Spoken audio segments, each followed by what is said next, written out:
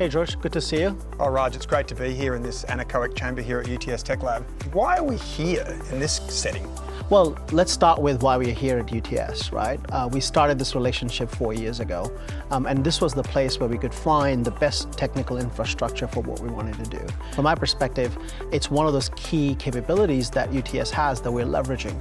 And this is how you leverage as Australians collaboration. So is it fair to say then that being located here at UTS Tech Lab has been an important part of us being able to achieve what we have today and what we're doing moving forward? Absolutely essential. Thanks for being here, Michael. We've been here for 3 years now. It's been wonderful being part of a facility like this and growing our startup out of here. In your view, what are the type of facilities and capabilities that really unlock a startup's growth being here, specifically for us as well? UTS has industry in its DNA. And one of the superpowers that UTS has is that ability to work with industry in an open, transparent, and also a speedy way to get things done, to solve problems for industry, to really work in a collaborative partnership.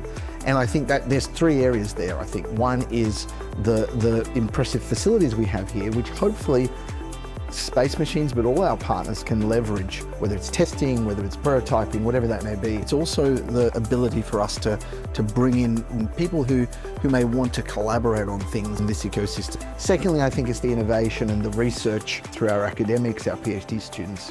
And lastly, I think it's the skilled workforce. I think at last count, there's about 20% of people coming through from UTS in one way or another that are actually contributing to the success of the company. As you look to the future, what are other things you're looking as you look out in capabilities and what this UTS Tech Lab ends up becoming? A really big part of where we've come to now is defense and space, and we have capabilities in that space from a research point of view, from an educational point of view. So we love that alignment.